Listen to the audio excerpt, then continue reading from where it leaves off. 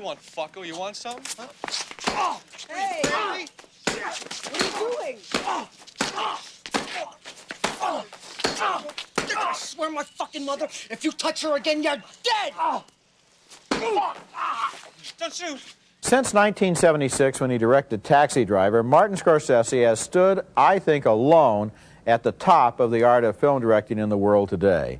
His Raging Bull was generally conceded to be the best film of the decade of the 1980s, and now with Goodfellas, Scorsese has scored another magnificent achievement. This is a great film, a film about Scorsese's favorite subjects, the great tragic subjects like avarice and jealousy, murder and guilt, and it ranks with The Godfather in his portrait of the crime syndicate. The movie stars Ray Liotta in the true story of Henry Hill, an Irish-Italian kid whose only ambition was to work for the mob. He envied the way they seemed to get dates with the best-looking girls and the way the nightclub waiters always seemed to know their names. Gave them $20 each. All right. Henry, this is with Mr. Tony over there. Where?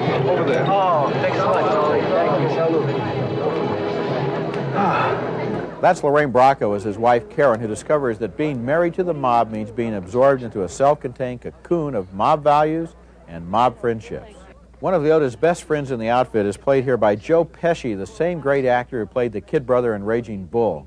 He has an out-of-control temper that flares instantly into violence. Come on, don't be like that. What do you mean, don't be like that? The movie also stars Scorsese's longtime favorite actor, Robert De Niro, who in this scene tells Liotta that it looks like Pesci's going to make it into the mob's inner circle. He's going to be a made man. You believe that, this little penny bastard? Believe that?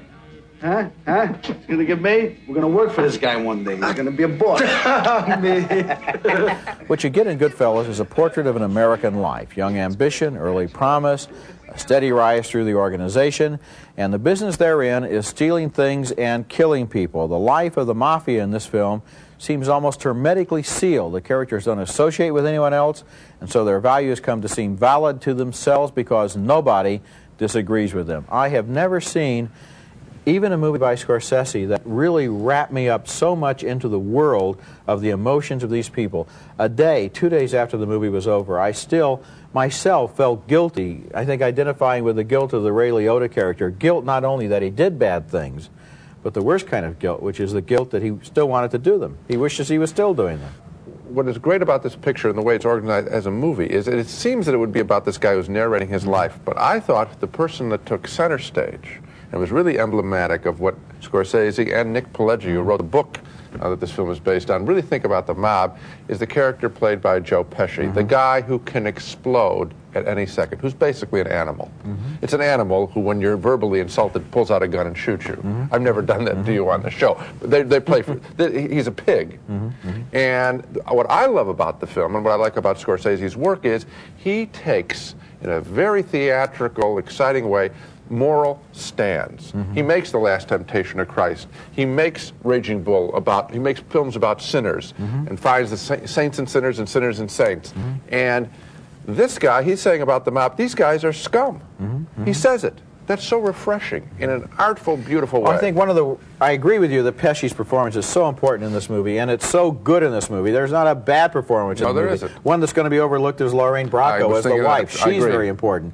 What's the reason that you're, I think, attracted to Pesci is because the Liotta character is always an outsider. Right. He's not a pure Sicilian. He's half Irish. He can never be a made man in the mob. He's always looking from the outside. He sees it even when he's in the middle of it with a certain objectivity, and so it's told through his point of view. He looks at these guys. He sees how they work with each other, and it's a fascinating movie. It's a great American film. Okay, I've seen it twice. I'm going back lots more times, and what I'll go back for is small things, editing scenes, the way he jumps in on dialogue, the way there's that whole sequence about when the Ray Liotta character gets into drugs and it's shot in a whole different fashion because he's high on drugs, and Scorsese, the artist, wants to show us that.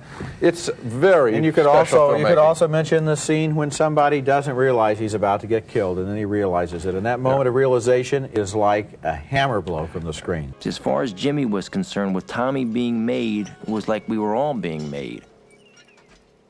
We would now have one of our own as a member.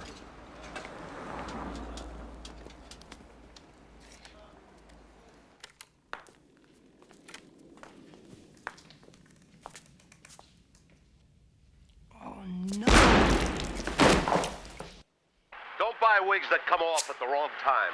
Maury's wigs don't come off, even underwater. And remember, Maury's wigs are tested against hurricane winds. Don't forget about money. You can afford a Maury wig, priced to fit every budget. So call me now. Fuck him in the other arena, son of a bitch. Did I ever bust his balls? Did I? I could have dropped the dime a million times, and then I wouldn't have to pay. More, call the cops. You're talking crazy. Stop it now, will you? Listen, you got money for that fucking commercial of yours. Fucking commercial. You don't got my money? You don't got my fucking money, huh? Jimmy, he's gonna pay. Fucking kid, he's gonna pay some money. You fucking cocksucker. You hear me? Pay me my money. Sorry, baby. He'll pay. Maurice. Yeah, who's this?